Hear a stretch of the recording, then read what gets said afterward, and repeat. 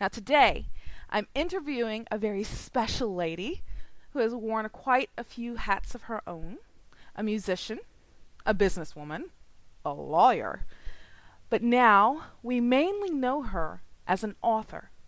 Our special guest today is none other than Melinda Snodgrass.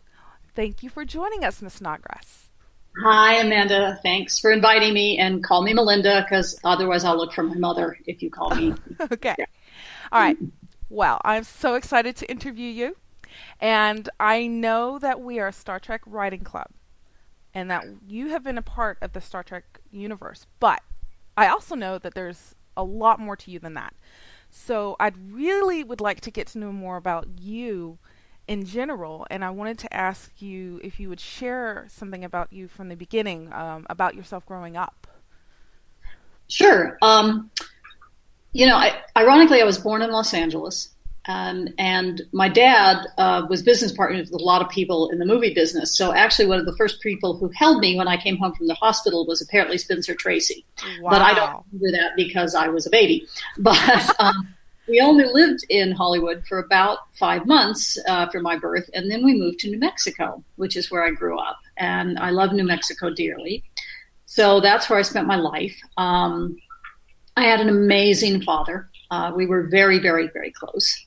He was much older than my mother, but he was, my inspiration. He was a guy who'd done everything. I mean, I'd love to write a book about him, but this is one of those things that when he was alive, I didn't think to sit him down and tape all of these conversations because I never thought I was going to become a writer. But he was a jazz musician. He had a Dixieland jazz band and a nightclub in 1929. He played 5 instruments and sang. After the Depression, when he lost his nightclub because the bank foreclosed on him, he ended up becoming a businessman.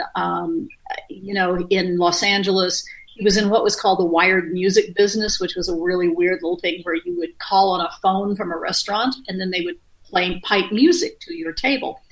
But it was a cash-only business, so the mob was always trying to move in on him. So he used to have to play poker with the mob boss of Los Angeles on Tuesday nights. Wow. And he had to lose just enough. He couldn't make it obvious he was losing. So he had this amazing life. And I was sort of his second son. I had a half brother who was 27 years older than I was. But I had all of my dad's drive and ambition, and so he kind of just supported me totally. I mean, he let me try anything I wanted, horses and fencing, and he taught me to swim almost. And, when I was 7, he taught me to read before I went to school. He read a book a night. He's that kind of guy. Wow. And let me go to Europe to study opera. He was thrilled when I could sing because, he was a musician. And he, my mother couldn't carry a tune in a bucket, so it was very for him. And, so he let me go to Vienna to study opera when I was 18 actually. And it was his dream that I become a lawyer. And, I loved him so much that I did it. But that was kind of, I really, really am pleased I have the education. It was great, but I only practiced for 3 years. And because I realized that while I love the law as kind of an intellectual thing, I kind of didn't like lawyers very much. So I ended up quitting. But the thing that kind of pushed me to quit was my best friend at the time was a writer named Victor Milan. And he was going to barbecue after there was a autographing, a sort of giant mass autographing at a bookstore in the mall. And I came over to say hi.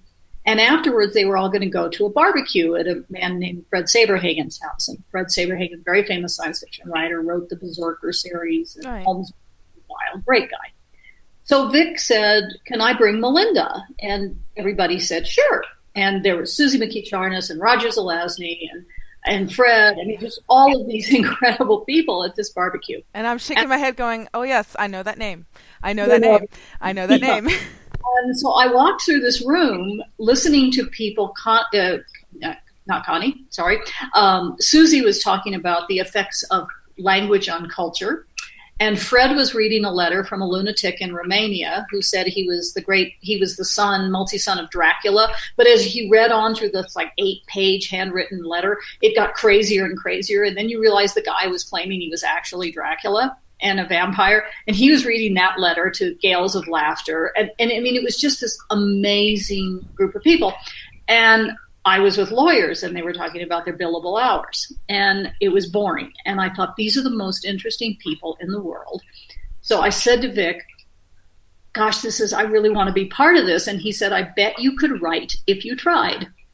So I started writing kind of in secret, with Vic mentoring me, and didn't say anything to anybody until I'd managed to sell a book. So that was and then I was miserable in this law firm. And so I quit one afternoon. I realized that if I didn't, I was going to be 60 years old, bitter and angry, and terrorizing some young associate the way I was being terrorized. And I thought, I don't want to do this, I'm going to take the leap. So I did. And that was where it all started. So, that's sort of my background. I had a dad who encouraged me to try almost anything, and enabled me to get a, first-class education. And even though I didn't ultimately practice law very long, and my dad died shortly after I finished taking the bar exam. So in some ways it was liberating. I miss him a lot, but if he had lived, I don't know if I would have walked away from his dream for me instead of my own dream, But like I said, the education has been invaluable. I mean, it's the basis of the spec script I wrote for Star Trek. It's the basis of these series of books that I write as Philippa Bornikova, which is about a young woman lawyer working in a vampire law firm in New York. I worked on a show called Reasonable Doubts, which was a lawyer show, cop and lawyer show. And so I think without that training, I would never have gotten the opportunities that I've had. So nothing is wasted. So you've kind of answered my next question about why you decided to leave law. Now, you had mentioned before that you got into horseback riding, and from what I understand, you actually still occasionally compete in dressage? I do. I haven't done it this year because I need a new show coat. Actually, I need 2 new show coats. I just haven't had the energy. I'm small. I'm only 5'1", and You're the same height I am. Well, and I'm really short-waisted, and trying to buy a fancy FEI shad belly coat, I can't find anything that fits. So my only option is to buy one too big and have it tailored. Except my current coach in Los Angeles has said, no, I have a woman who will make you a coat. Except she and I haven't managed to get that set up. So I haven't been showing. I've been letting her campaign my horse Vento. Right now I'm suffering because I came back to New Mexico for a few weeks for various reasons. We were doing a remembrance of Roger Zelazny. Forgive me, let me get focused. That's okay. Just my horse, because he's still in California, because I realized I was going to bring him home to New Mexico, and then I realized I have to travel all summer. I've got convention after convention and an autograph tour that Tor is sending me on, and I thought, I've got nobody here at the barn that can ride and exercise this horse, and he's a pistol, and I don't want to come back from, days at Worldcon and have to deal with him being a snot. And so I decided, given my situation this summer, I was better off leaving him in LA. And so I'm going home to my other home on Sunday, back to LA to do some business and to also mostly see my horse. I miss him so much. I ride 5 days to 6 days a week. Wow. I don't miss. When you're riding at the upper levels at FEI, you really have to ride. And in between, I go to the gym and I hike and I do a million crunches because it takes a huge amount of strength to ride at that level. Yeah. I've never done any high level of dressage, but I've done a little bit when I was younger. I did a little bit. And it's a lot more work than people realize. I know, because it looks like if you're doing it right, you just sort of look like you're sitting there elegantly and nobody has any idea how hard you're working. And, especially when you're trying to get those tempi changes and you have to only do 11 of them and, they'll ding you if you do 10 or if you do 12. And so you're kind of, I love it. I mean, it is the sport for people with OCD, though. I mean, definitely, because you're like, oh, I didn't stop precisely at A, oops. I picked up that canter one stride too late. I'm not the least bit OCD. Oh no, I'm not. Well, I figure I must be, or I wouldn't be I haven't been doing the sport for as long as I have. Oh, it's really neat. I love watching it. It's such a beautiful sport. It's one of my favorite parts of the Olympics, and they never show it. Show it. Well, what you do is you go find, I have on my Facebook page, because people are always saying, well, what do you do on your horse? And so I have a link to a gold medal ride, a horse, Blue Oars, what is her name? I can't remember. She was a Dutch horse and sadly died young, but it was one of those beautiful freestyles ever ridden. Wow. So I sort of go watch this. Okay. I don't do it that well, but this is what it'll give you an idea. Yeah. It'll give you an idea of what dressage is. I mean, I love it because, I'm a science fiction nerd and have been since I was a little kid. Mm-hmm. And for me, especially riding dressage, is the closest thing to telepathy you're ever going to experience. Because when Vinto and I are really cooking, you're completely in sync. Yes, and I can just think half pass, and suddenly we're, doing a canter half pass across the entire width of the arena, and I know what's really I know what's really happening. There's subtle shifts in my muscle tone, right? But it feels like I thought half pass, and he went half pass. Okay. Right. It's wonderful. I just love this sport. So now, besides horses, you have been involved in a lot of things, including music, and I have a love of horses, and I have a love of science fiction, and I'm a former music major. So I feel like I have a lot in common with you. You actually, I was studying opera at the University of North Texas. I was a vocal performance major and studying opera there, but you actually went to Vienna. You went to Vienna. Oh my goodness. And I'm going, she went abroad. She studied opera with probably some of the best people in the world. Tell me what that was like, please. It was amazing. It was funny because when I was 14, I guess, my dad decided that it was time to send me for proper vocal training. And he sent me to an old jazz guy who was a friend of his to be trained because, Dad's vision was that I was going to become a crooner, really great jazz crooner. Not your style. He sent me off to this guy, and we worked together for about 2 weeks. And to his credit, I think this man did a terrific thing. He called my dad and he said, she has a classical voice and I can't train this. I don't know how. And he said, you need to find a classical coach for her. And then he said, let me do some research. And so he recommended a woman who had also studied in Vienna, Austria, and sent me to this woman, and she became my teacher, and I studied with her from the time I was 14 until I was 18. And then she said, I think it would be good for you to, go and see what this is like, and if you really want this to be your life. And my dad, who I told you was fabulous and always supported me, right, said, okay, we'll let her go. So I went off to school at the Conservatorium der Stadt Wien to study music. And I was there for about a year and a half with a woman named Frau Zadek was my teacher. And I learned a lot and I had a lot of fun. But what it taught me is that I have a very nice voice, but I didn't have a world-class voice. Mm-hmm. And there were people there who were that 0.1% that you're going to hear at the Met or in, at La Scala. Oh, yeah. And I was good, but I wasn't that good. And I had a correpetitor, or an accompanist, who would rehearse with me. And he was married to an American Wagnerian soprano who was like 5 times bigger than he was. It was kind of hilarious. Wow. And I'd go to their flat and rehearse with him for, my lessons and concerts. And one day he said to me, you have a very nice little voice, appropriate for the operetta stage, maybe small opera houses. But he said, but you're also smart. And he said, why are you here? You're wasting your life. And because you're never going to have a big career. And, I was 19 years old and I was devastated because I'd had this big dream. I was going to be a great opera singer. But I went back to my little apartment and I cried.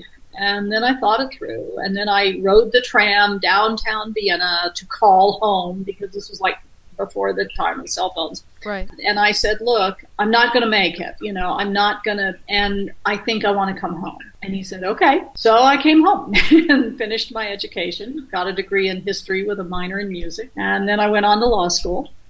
because that was his dream. And I kept singing all the time. I mean, while I was in law school, I starred in Civic Light. We have a Civic Light opera in Albuquerque, a very good one at the time. And so I sang Guinevere and Camelot, and I was, did a lot of singing while I was going through law school, because that was the only way I didn't go crazy. So I love music still. I learned to play the piano, but I wasn't fabulous. But I was an okay pianist. But I'm so excited because the Santa Fe Opera is doing the Daughter of the Regiment this year. Oh, nice. Yeah, and so in fact, that was one of the things I have to do tomorrow is I've got to get a ticket lined up because I really want to go see the Daughter of the Regiment. It's one of my favorite operas. Okay, SB118 peeps, pause the podcast, go look it up, get educated, and then come back. Donizetti, Daughter of the Regiment. Great fun comic opera. Love it. I'm partial to Rossini myself. I love his La Cenerentola. It's my favorite. I've never seen any opera live. I've always seen it recorded. One day, and I want to go to the Met. I want to go see it at the Met. I have been there twice, and it's unfortunately one of the times I went to the Met. One of my editors years ago took me. And they were doing Tosca, and it was an off night, and it was an overcast, and it wasn't great. And we had the poor baritone who was singing Scarpia and was having so much trouble. So it wasn't probably the best. But here in New Mexico, we have the Santa Fe Opera, which is, and of course I went to the opera in Vienna. We'd go standing room, all the students, because it was cheap. Yeah. We'd have dinner and then drink some wine and then go over to the opera house and get in line for standing room, and then we'd stand and see all these operas. And, I'm an uptight little American girl. I'd never been, in Europe, they boo, they don't like it, they boo. Oh, yeah. Oh, yeah.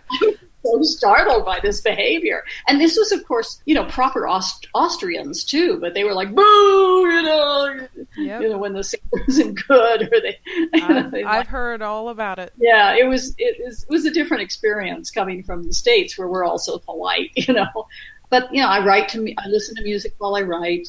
I listen to music while I work out. Sadly, when I got the job on Star Trek, I was still studying. I had a voice coach, but I went to California thinking I'd get a new coach, and then the Trek job turned into this multi-hour, I would work like 14 hours, 16 hours a day, and I was exhausted by the time it was over that I kind of stopped singing. Yeah. And, as it's you have to keep the instrument in shape, Yeah, I know very well. I used to have a 3.5 octave range, and no longer. Yeah, well, and then when I got diagnosed with a sort of rare little weird disease that I lost my high C. It's like I didn't have. And I even had a high E because I was a coloratura. I was one of those, and so I had incredible range, but I lost my upper range because I didn't have the strength. And so I'm trying to decide if I'm going to start singing, seriously, doing some vocalese, although it makes the cats crazy when I do vocalese. That's another thing we have in common. I have cats too. All right. Well, yeah, I love cats. What can I say? Me too. So you kind of segued into the next question that I had for you when you mentioned Hollywood. How did that start? You go from being a musician to a history major with a music minor to a lawyer. You start writing kind of underground. All of a sudden, you're successful because you're a good writer, and now Hollywood starts calling. Or did you call Hollywood? How did that happen? Well, no. How this happened is there's a guy people might have heard of. We're very proud of him. We think he's done pretty well. A guy named George R.R. Martin.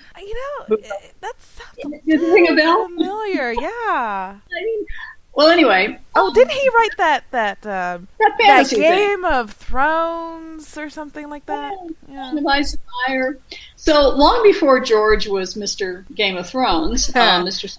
Ice and Fire, George had moved to New Mexico, and we got to know each other, and we were in a role-playing group together, and George ran games for us, and other people ran games for us, and George ran a game for us called Super World. out of Superworld came a series of books that George and I co-created and we co-edit together called Wild Cards. And guys, if you have not read these books, they are fantastic. This was actually my introduction to Melinda Snodgrass, were the Wild Card books. And actually my husband was the one who introduced those to me. So you have Kurt to thank for that. If you haven't read them, check them out. They are really good. Well, and George and I are just about to deliver book number 23. Oh, really? Yes. Oh, yeah, because you had 22 out. I knew you had 22. Yeah, High Stakes is pretty much assembled, ready to go. I have to go over to George's office to check on some stuff and make sure this one last little piece gets slotted in, and then book goes. But so anyway, role-playing game. We were in role-playing games. We were playing, we played all kinds of role-playing games. And George ran Superworld, and we played Morrow Project. We played all these games. I was writing. At this point, I had finally sold, so I didn't feel like a fraud. And so I was part of this community of, Fred Saberhagen and Roger Zelazny and George Martin and, me, the little baby writer. And George went off to Hollywood. George first went out to Hollywood to work on the new Twilight Zone. And then he got hired on the show called Beauty and the Beast. Oh, I didn't know he worked on that. Yeah, he worked on Beauty and the Beast back when it was Linda Hamilton. Yeah, and then she got replaced by somebody else later on, but... Right, because she, quit. And so I'm home in New Mexico, and I'm missing my buddy George, because George and I are really, really close friends. George is out in Los Angeles, and he calls me up, and he says, you're really good at dialogue, and you really create strong characters, and you're really good at plotting, and that really is kind of what is needed in Hollywood. And, I think you'd be pretty good at the screenwriting thing, which kind of echoed Vic saying, I bet you could write if you tried. He's like, I think you'd be good at this. And he said, if you write a spec script, I'll give it to my agent. I went, okay.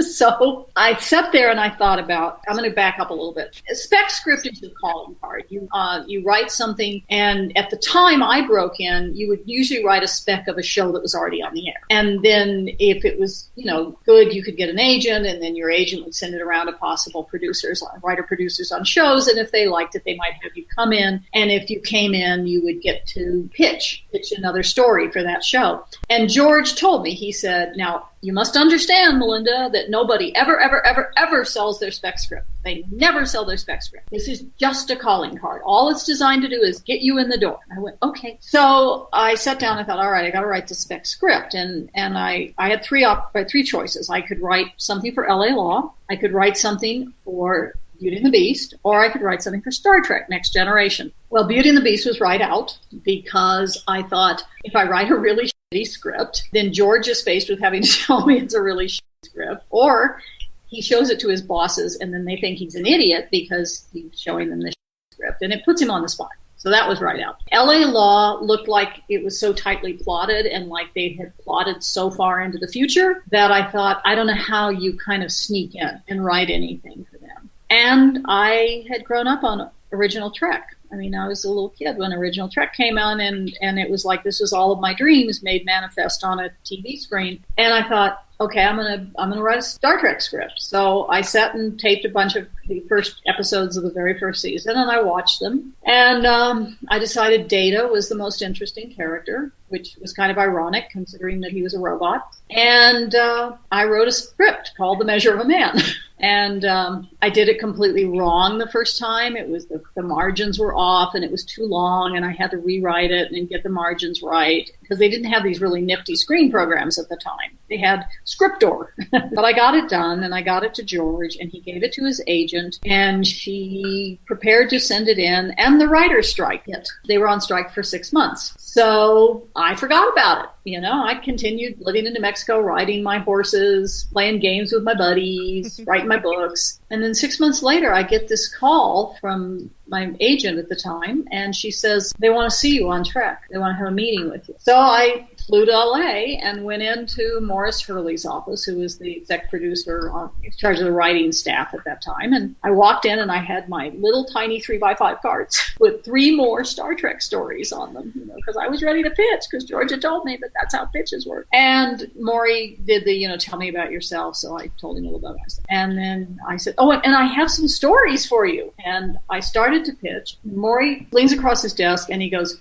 shh. Just shushes me. Shh. And he points up on the wall behind him where there was a big whiteboard that had a list of all the upcoming episodes and when they were going to shoot, when prep was, when they were shooting, and The Measure of a Man was on the board. So they bought my script. And George, at the time, Beauty and the Beast's offices were just down from Paramount Studios, about 3 miles. So I drove over to George's office and walked in. And George, to this day, says, I don't think your feet were touching the ground. I mean, you were floating. And I said, I sold my script. So he is just going, God, Melinda, you always break all the rules. I give people these rules, and then there's you, and then you break all the rules. I sold the script. There was another note session where at the end of the note session, I had to come back to LA for a note session. And at the end of that 3 hours, Maury looked at me and he said, I'm hiring you. You start on Monday. This was on Thursday. Go home to New Mexico, find a house sitter for my animals and some of the horses, get in a car and drive back to LA and find an apartment, and also get a horse out to keep me company. I brought my beautiful Arabian mare, Rocky, with me. And I went back to LA and I went to work on Star Trek. So that's how I went to Hollywood. But I owe my chance to George Martin, and I'm forever grateful to him. That's a whirlwind. It was a whirlwind. And I've got to say that George gave me the first piece of best advice I've ever had as a writer. Because when I was planning to write this spec, I said to George, I've got this idea for this script based on the Dred Scott decision, which is what Measure of a Man is. Right. But it's a great idea, and I feel like I ought to save it for the pitch, because if I'm not going to sell the spec script, I hate to waste this incredible idea on a spec script that won't sell. And George said to me, never hoard your silver bullet, meaning lead with the best thing you've got. Right. So I did, and he was right. And so that is the first piece of the best advice I've ever gotten for writing. And the second best advice I've ever gotten was from my boss on Star Trek, Maurice Hurley. I had a tendency to, be very subtle and kind of hide the football and so on and so on. And at one point, Maury, on a particular script, said to me, Melinda, just say the words. Just say the words. And there are times when you just need to say the words. And so those are kind of the two pieces that are always sitting on my shoulder as I write, with the advice that works for me. And then I went on and did a lot of other stuff in Hollywood. Yeah. You worked on Sliders. You've done all sorts of stuff. I was on Reasonable Doubts. I was a producer on Profiler. I wrote 5 TV pilots, only one of which ever got made and didn't unfortunately go to series. I've written feature films. I've done a lot of stuff. Yeah, it's amazing how much you've accomplished. From what I understand, writing a script is a little bit different from writing a book or even a short story. How does that differ? I actually prefer writing scripts over prose. I'm a kind of a natural screenwriter. That's where my talents lie. I think the major differences are that if you're going to be a screenwriter, you have to be able to plot really well. You have to be ferociously good at structure because you have such a limited amount of time to tell your story in. So every scene and literally every word that falls out of an actor's mouth has to have a point.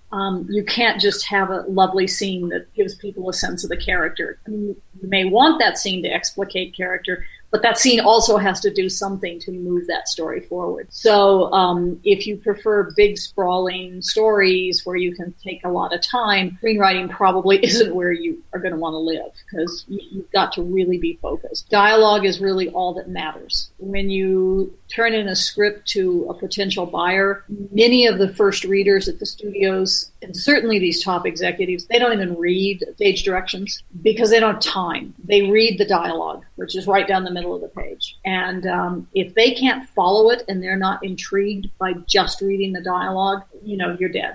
You're not going to sell that project. What I do is sometimes if it's really important, something that's going on in the stage direction, I will do all caps and underline it so that it will catch their eye and they'll at least notice that little piece there. But so it's good structure, really strong dialogue, and characters, really powerful characters with strong voices that stand out. In prose, I think you need all those things too, but you also really need an ability to do description, which is actually something I hate to do.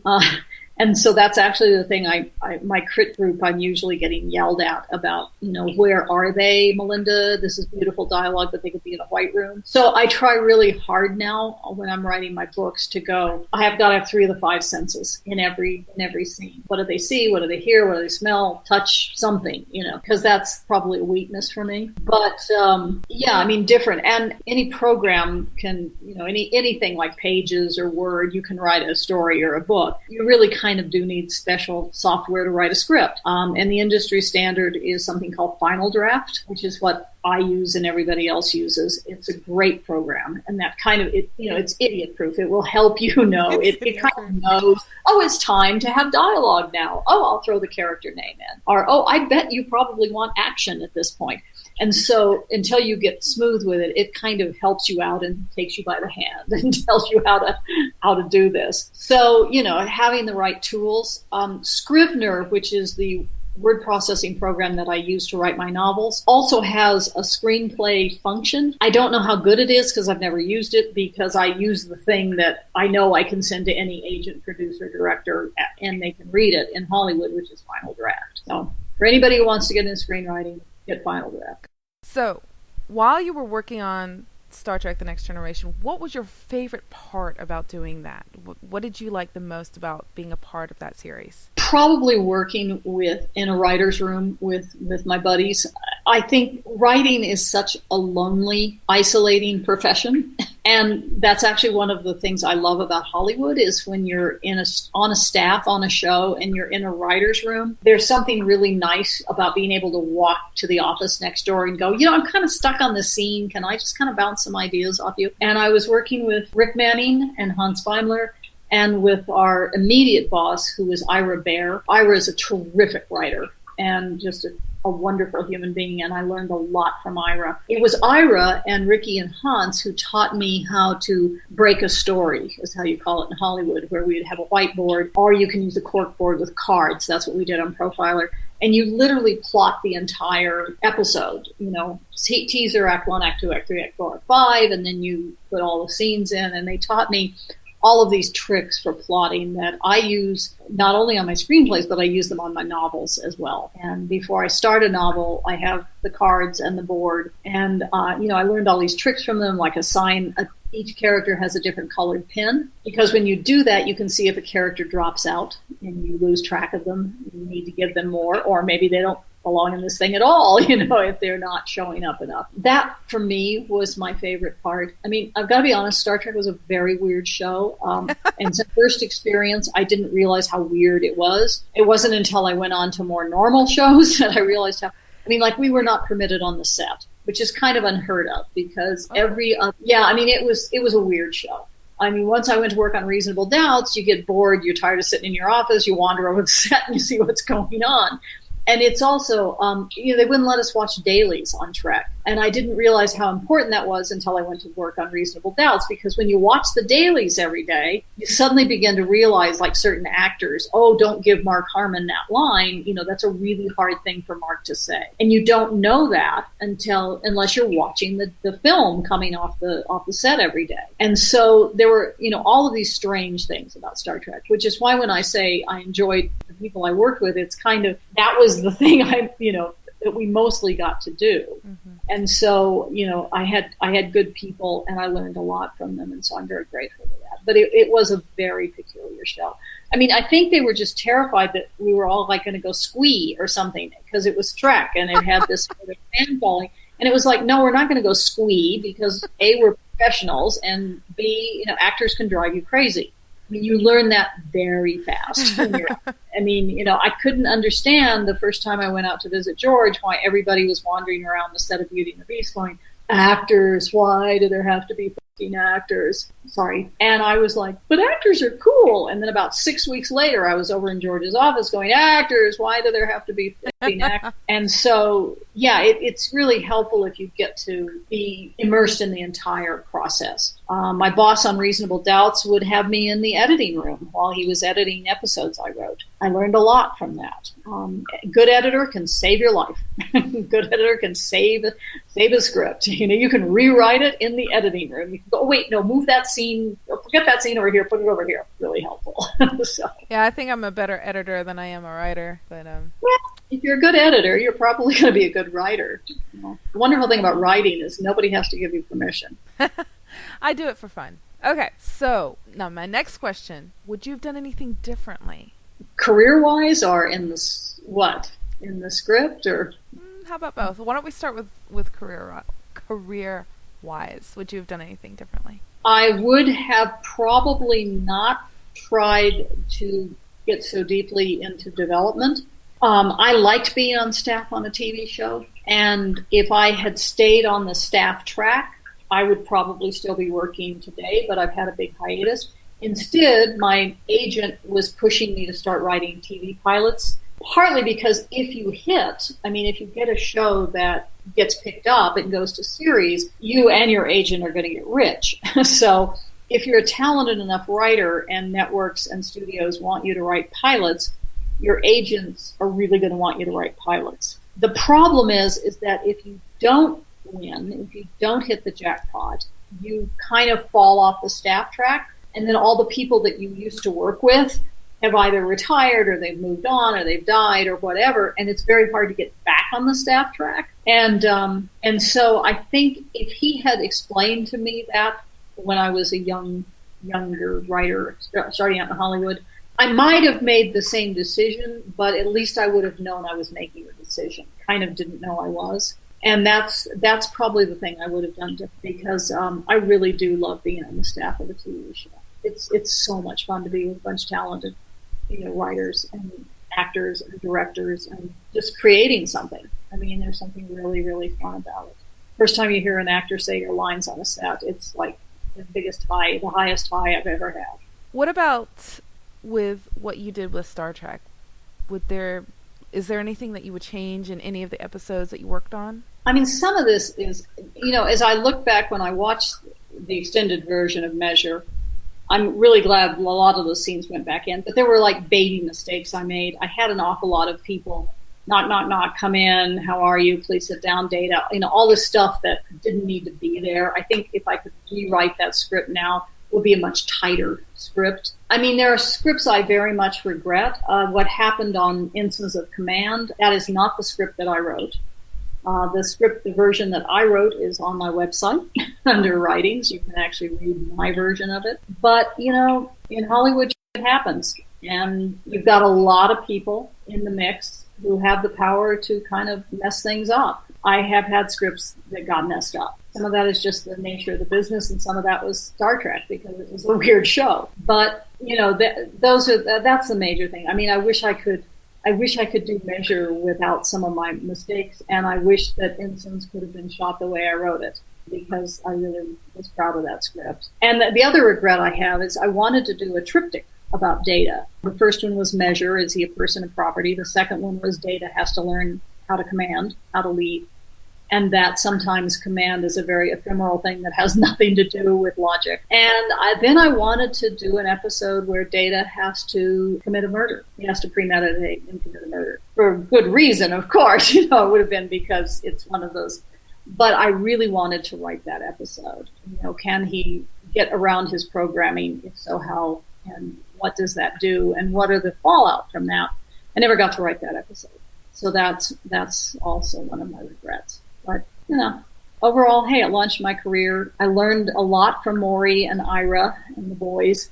And then I got to go on to Reasonable Doubts, which was an absolutely great show, very well run, and where I learned what it's really like to be a writer-producer in Hollywood, which is go to dailies, go to the set, be in casting, all those things that we didn't get to do on Star Trek. Is it correct to assume that Data was your favorite Star Trek character? Oh, yeah. Yeah, and I mean, the ironic reason is he was actually the most human of all of them. He was the most interesting character, and I think that was the first person to say that. Oh no, I mean it was tragic. I mean, we had very good actors, but I felt like we were so constrained for a whole lot of reasons that it was quite disappointing. And Data was the only place where we were allowed to, this was a character who was allowed to make mistakes, to explore, to be a different kind of, I mean, I think it's a real tragedy when the robot is the most interesting character on your show.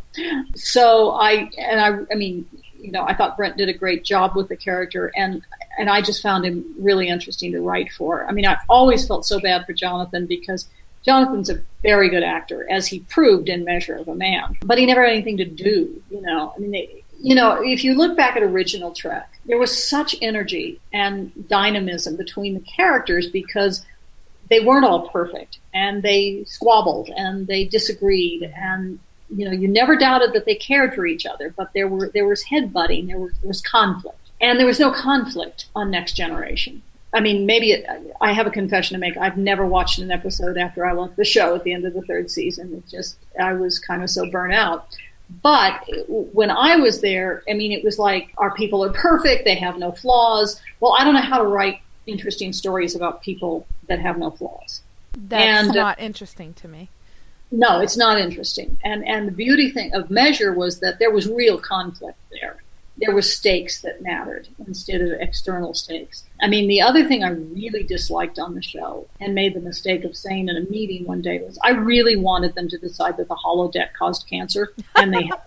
I thought it made for lazy writing. Mm-hmm. And I also thought, if I'm on a starship exploring the galaxy, why are these people in an empty room playing with themselves? I mean, seriously?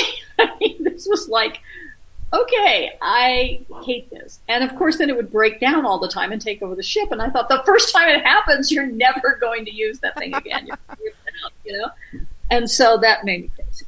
You know, that was one of my complaints is that, please, no more holodeck stories, you know. Of course, the holodecks featured in quite a few sims on SV118. But I think it's mostly used during what we call shore leave, when the characters are doing character development as opposed to on a mission. Right. So, right. But again, you know, why not go to a planet? I mean, you know, like, why does it have to be? Okay, so you don't like the holodeck. I will agree, it's overused, but at the same time, I think a lot of people find the concept fascinating. And I think part of it is because we can't go to the stars in the way that you can in Star Trek, and so it's, I don't know. And maybe it's, as humans, we always want more. Are you familiar with a show called Avenue Q? Avenue Q? You mean the Broadway show? Yes. Oh, yes. I'm very familiar with Avenue Q. I've actually seen it. Yes, I saw it in Broadway, loved it dearly, but I kind of feel like the song "The Internet is for Porn" Yes. is really what the holodeck show was probably going to be for. Because I couldn't imagine any other, you know, possible use. But so no, I mean, I can understand why drafting stories there is appealing, because then you can have people pretend to be Sherlock Holmes or whatever. Yes. But it drove me crazy. I mean, I hated it. So Probably a good thing that I never had to write a holodeck story. I can understand where you're coming from too. So let's see, if you could have been a character in Star Trek or filled any position, what do you think you would have been? Or who would you have been? An alien? Would you have been a Terran? What position on the starship, or maybe a StarBase, would you have filled? That's a really interesting question. I mean, this is going to sound weird. I think I would actually have really liked to have been on security. And I know red shirts always die, but I always felt like you got to be the first people on the planet. You know, I mean, the away teams, that was kind of the cooler thing. And being the bulwark to defend the officers, I think that would be kind of cool. And you would have been, you know, sort of in the mix on everything. You know, everything. Every time something goes south, they were going to call for a security guard. So I think I probably would have liked to have been in security. A lot more action that way. Yeah, exactly. I mean, otherwise, I think you're, you know, I mean, if you're a Huru, you're answering the telephone, or as in Galaxy Quest, I have one job on this ship. It's stupid, but you know, and navigation. I mean, all of these other things. I mean, I just think that if you're doing security, you're probably getting to be in the middle of stuff. So I would probably be a security officer. Would you have been Terran, or would you have chosen a different race? I probably would have been Terran. I mean, my only other option that I would really like would be Andorian, just because I thought they were cool. I loved them because they were blue and they had The antenna. Yeah, the antenna. And so, but I'd probably be Taryn. I know how to be Taryn pretty well. Now, at one point, then we're kind of veering off of Star Trek, and we're kind of coming to the end of the interview. But I have to know there was in the works at one point a Wild Cards movie. Well, it's still in the works. Okay, it's still in the works. What's going on with that? It's sitting at Universal. It's in development hell at Universal. I'm actually waiting. I probably am going to call the other George and Gregory Novik and I are exec producers on the project, and I wrote the first draft of the script, and then of course they hired somebody to rewrite me, and then nobody liked the rewrite. So now they're looking at another script, a wild card script that I wrote a few years ago, which I actually like better than what Universal wanted me to write. And, I don't know where it is. We'll see. My fingers are really crossed that they like what they see. And, I'm hoping we'll hear something. We haven't heard anything this week. I'm really hoping by first of next week we'll have some idea. It's still alive. So I wish, I personally, I would rather see it be a TV series, but, if it was a movie first and then became a TV series, that wouldn't be bad either. I love the characters, and I love the universe. Obviously I love it. We've been doing it for, God, way too many years. Many years. Yeah, and George shouldn't be taking time with it at all because of Song of Ice and Fire, but he loves it, as I do. And there are a lot of people, I think a lot more people read it than you guys might realize. It's a really excellent series. Now, and I think the reboot, I think the new books are really, George and I really know how to do this now. We were sort of fumbling in the beginning, and now we really know how to do this. And we've got just a terrific lineup of writers. And we've got Paul Cornell, who used to write for Doctor Who, got Daniel Abraham, Carrie Vaughn, who writes the Kitty books. We have some Ian Gillis, who's a brilliant young writer. We have some really great writers, and I'm really proud of the new younger generation wild card. And also I got to create. I have a character who I just love, my British assassin, my cynical British assassin. He's so much fun. I would love to write more about him because he's such an SOB, He's fun to write. Now, what about other series? Are you working on any others right now? I have a book series called the Edge series, EDGE, Edge. The first book is called The Edge of Reason. The second book is called The Edge of Ruin. And the new novel is called The Edge of Dawn. And what happened is they came out a few years ago with kind of really meh covers, and they didn't do very well because they're kind of occult thrillers and urban fantasy with a male hero. And so Tor reissued them with brand new covers, completely repackaged them. They have these great covers by Chris McGrath. They reissued book 1 in April. They're reissuing book 2, which is The Edge of Ruin, in July. And then the third book, August 4th, Edge of Dawn, will be released. All 3 books are coming out very quickly. I would love to write a 4th book because I know where I want to go, what the next iteration is, but I need to talk to Laura, my agent, about that. So that's happening. And that's a genre that seems to be has become more popular in recent years. It is, and I'm very pleased. I have a British publisher as well. The books were sold in Britain, and I got a lot of good reviews from Publishers Weekly and some other place on this third book. It seemed to be getting, so I'm hoping the books will find their market now, and that I'll be able to do more of them because I really like the universe and the characters. So that's the Edge series. And then I have a new 5-book contract with Titan Books in London, but the books will be published in the United States, Canada, Australia, and Britain all at the same time. And it's a big space opera. It's set 500 years in the future. I've delivered book 1, and I'm writing book 2 right now. I had plotted it all out, all 5 books, and Titan stepped up and said, we'll buy all 5, so you can tell the whole story, which was great. Because so often they'll only buy 3, and then if the series doesn't do well, then nobody gets to see the end. This way I know my readers will get to see what happens to Tracy and Mercedes, what happens to this couple, this big love story spanning decades. I start with 2 characters at 18, and it ends with them in their 50s.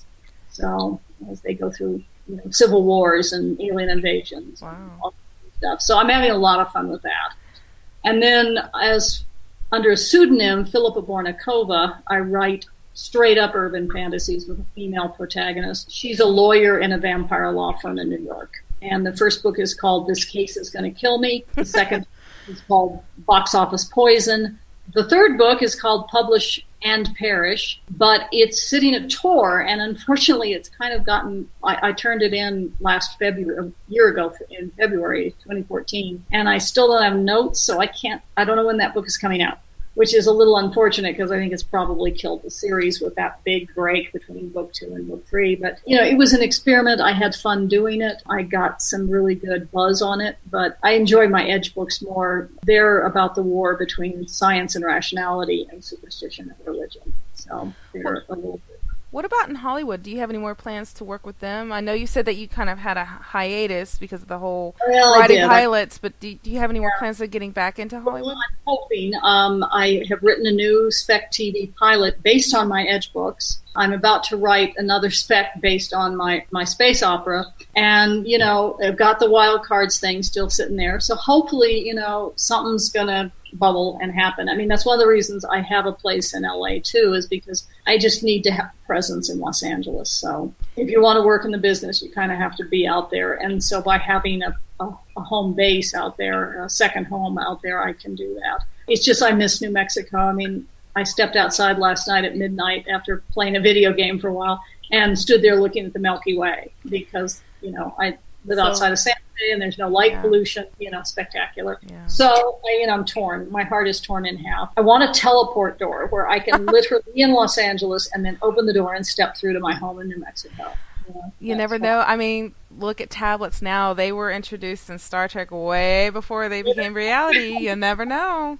And the communicators, in essence, we now. So, What about if you had the chance to write a whole new Star Trek series? Do you have any thoughts about what you would do for that? Oh, I wanted to do this. I want to do Starfleet Academy. Oh. I want to set the series at the Academy. Put it on the CW. Young cast, ages 18 to 21. Have it all be set at the Academy with Karens and aliens and then you could have them go off on cruises, brief stints on ships as they're working their way through school. No, I would absolutely do Starfleet Academy. Wow. That's what I want to do. And that's a unique take. I've never seen anybody suggest that sort of point of view before. I want to see how they create these people who are going to go out and represent the Federation. We got a small glimpse. I have to admit, it's been quite a few years since I've watched The Next Generation. You got a tiny glimpse with Wesley Crusher in Star Trek Next Generation, but it was extremely small. It was just glimpses here and there. No, I mean, you never had a sense of, it could be, I happen to really like the CW shows, The Flash, Arrow. I just think I really, really enjoy them. And I would, I just think if they were to put Starfleet Academy on the CW and we get a bunch of gorgeous young kids, that would be the show I would make. What about some regular young kids? Them too, right? Well, that's true. I mean, it's just it's a CW, so I know we wouldn't have any organic. Yeah, SCW. Maybe it's Hollywood. Yeah. Now in Britain, that's one of the reasons I'd really love to do a show for British television, because you can have normal-looking people and even strange-looking people, and it's nice. But Hollywood is you're still going to end up with, that's just the way the business is. Yeah. So. Well, I think that's all the questions I have for you. I really appreciate the time that you took with me today. You are such an interesting person. Thank you. And I've loved chatting with you. Thank you for spending time with us here at SB 118. Happy to, guys. It was fun. And Amanda, I hope our paths cross at some point at a science fiction convention somewhere. You've been listening to a special interview with Melinda Snodgrass on the SB 118 podcast. I hope you enjoyed learning a bit more about the mind behind one of the Next Generation's most popular episodes, The Measure of a Man. Until next time, peace, love, and Star Trek. And that is it for the month of January. Thank you so much for tuning in. Our present goal for this year is to get